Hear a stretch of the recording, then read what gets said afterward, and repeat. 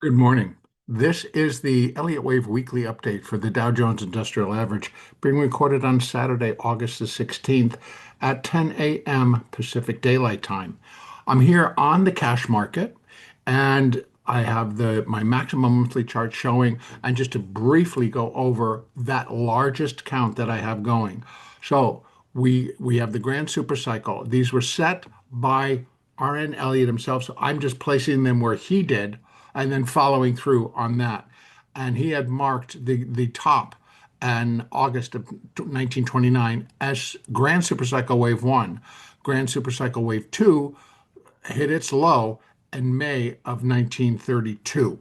So from that level, we've been involved or just been tracing out really the internal stages of a Grand Supercycle Wave 3. Now, within that grand supercycle wave 3, there are going to be 5 waves of supercycle degree, of which 1 and 2 are complete. So essentially, we're in supercycle wave 3 of grand supercycle wave 3. Inside of this supercycle wave 3, 5 waves of cycle degree, of which we have 1 and 2 complete. We're getting close to completing cycle wave 3. And that's where I kind of want to begin today. So in essence, once that's done, we'll be looking for a cycle fourth wave correction and then a cycle fifth wave up before we're going to get the completion point for supercycle wave 3. So these larger degrees are actually multi-decades. So there's still plenty of upside on a supercycle and a grand supercycle. This is just going to continue. So there's so much to say about that, but I want to kind of contain it and let's talk about what's going on right now. So within cycle wave 3, there are going to be 5 waves of primary degree, of which 1, 2, 3, and 4 are complete.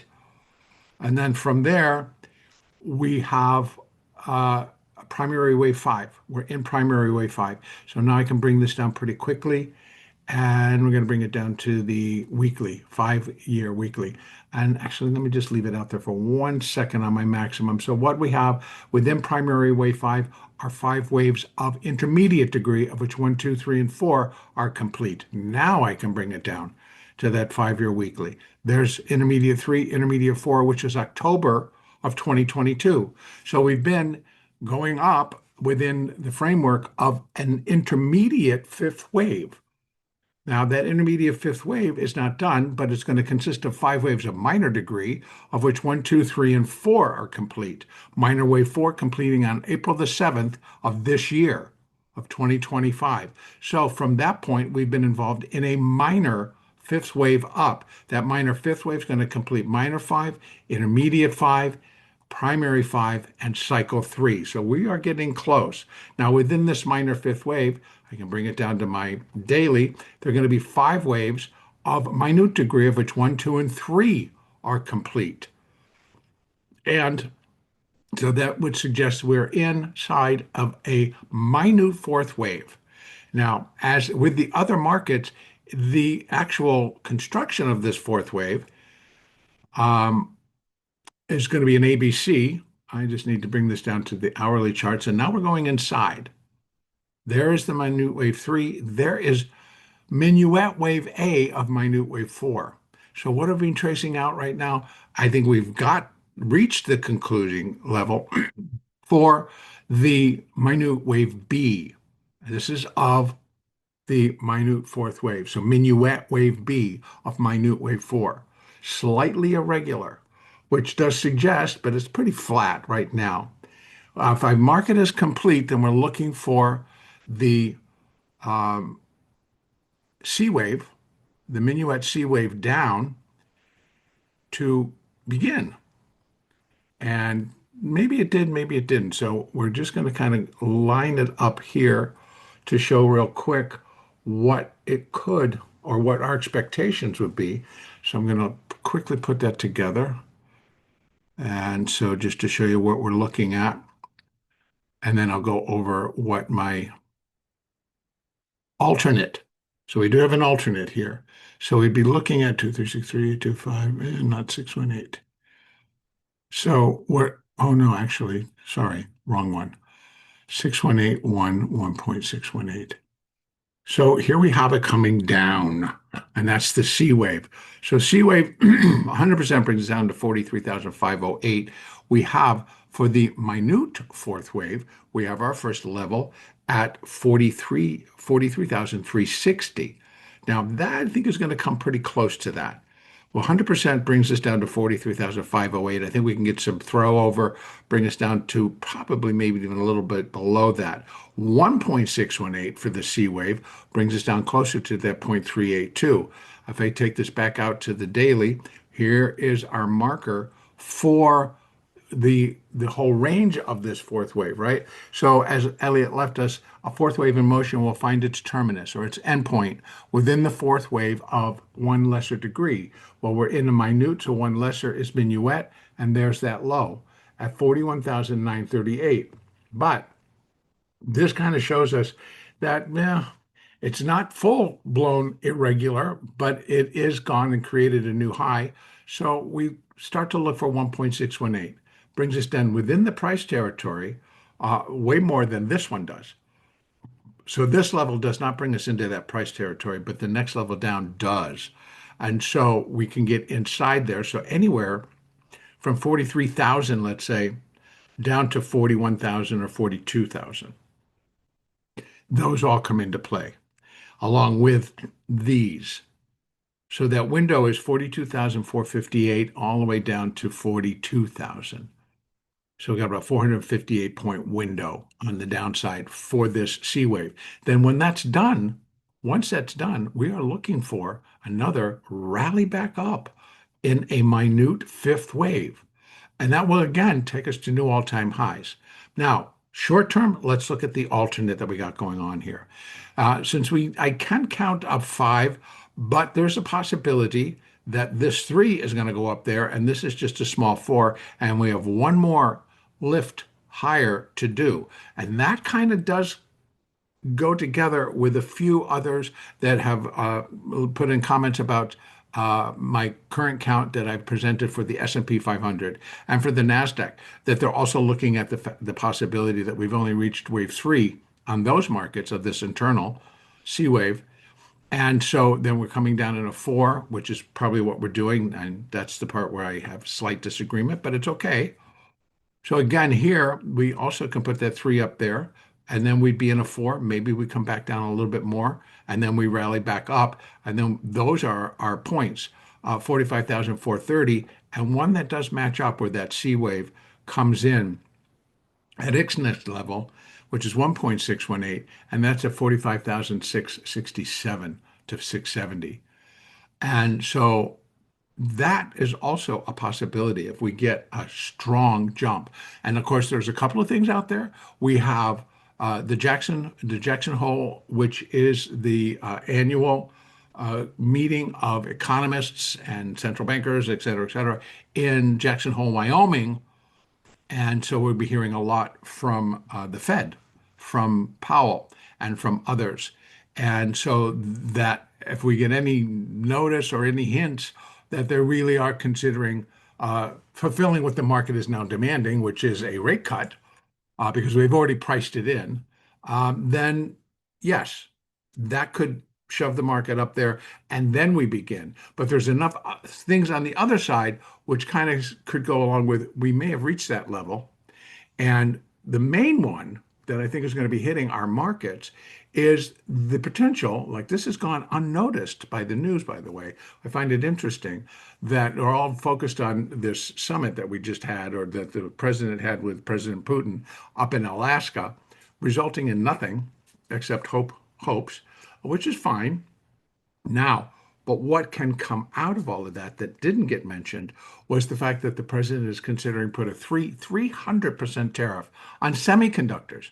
Now, semiconductors, AMAT, Micron, some of the other big ones, Lam Research. We have a lot of semiconductor stocks that produce the information, produce the tools necessary for NVIDIA, AMD to build their chips, to produce the chips.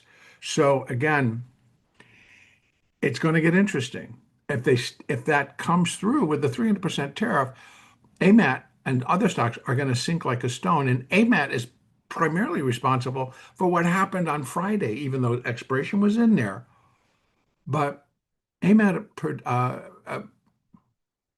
reported on Thursday and sank, closed down 26 on Friday. So this is going to weigh, not that it's a part of the Dow. The Dow actually held higher because of United Healthcare, where Warren Buffett is making a very large investment.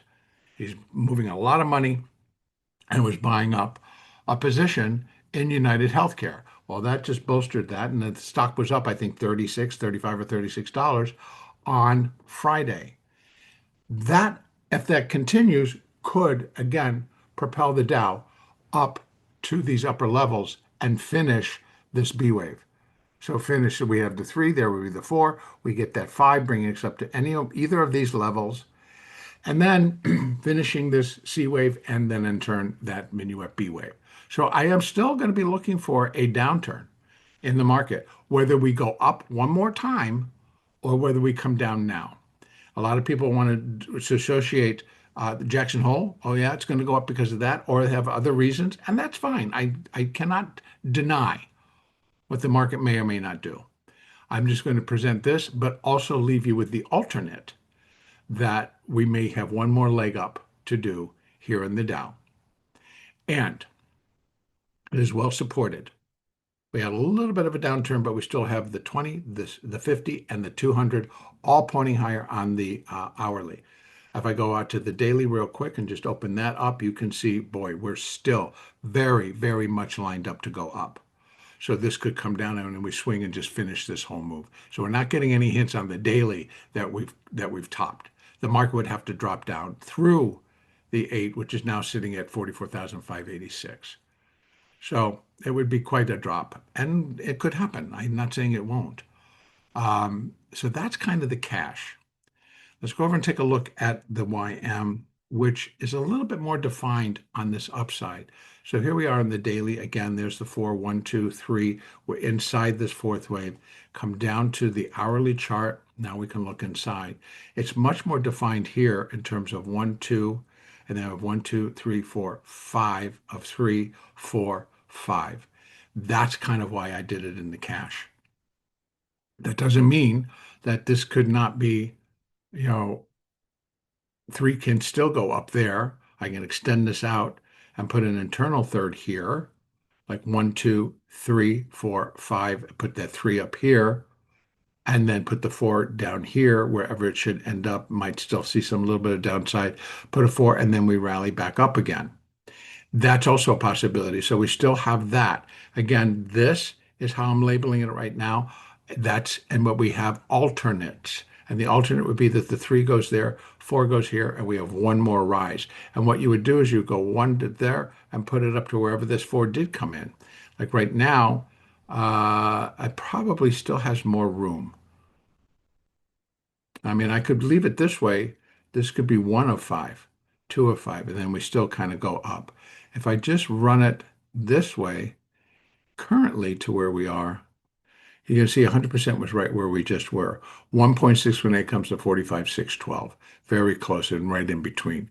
So I'm going to leave that open for right now on both sides, but the reason why I didn't put it up there is because it exceeded the 100% and it fit that it could be over.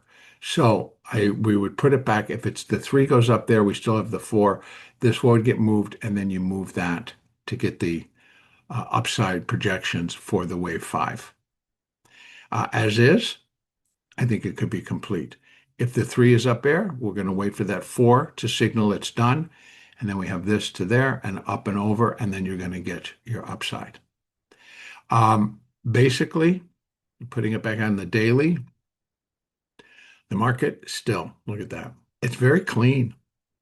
There's the 200, there's the 50, there's the 20, and there is the 8, all still heading higher. We have a negative bar, not quite engulfing, but it is the first red bar that we've had in a while, which could be signaling time to correct. So again, leaving that all in place because it could be 3 up here, the 4 could go here, and then we still have a 5th. And so that leaves open 45,754 and 46,026. Those are on the futures market. So we can get up pretty high. I would think that we might find that resistance a little bit stuck or tough at 45,754. And that was where wave C would be 1.618 times the length of wave A. And so we've kind of surpassed the 100%. So if I kind of do this, I can take that actually off the picture right now and leave it as this. If this is going to be 3 and then a 4, and then we're going to have that one last, which is 45,754. And that would be a decent rally. That would be a follow-through rally on anything coming through United Healthcare. And also just if we get an uptick in the balance of the market. If Apple decides to turn and run, if we, other tech stocks that are inside the Dow could also aid or add to the rally efforts. So I cannot declare, nope, it's done, but I'm just leaving it as is because of the way that I can count 5. But there's a possibility that 3's there, 4, and then we still get a 5th wave up to here. And this is where I'm going to leave it. And please leave comments. I'm very welcome to comments. Other people should have different opinions than mine and maybe see the market a little bit different than mine. And I really appreciate those that share it and detail it actually, because it's all good. And so I'm trying to include that because I know there's going to be some that probably believe the 3 is here as well. And then we're going to come down in a 4 and go back up in a 5. And I hear you, and it's my alternate. So I'll leave it right there. Next update will be next week.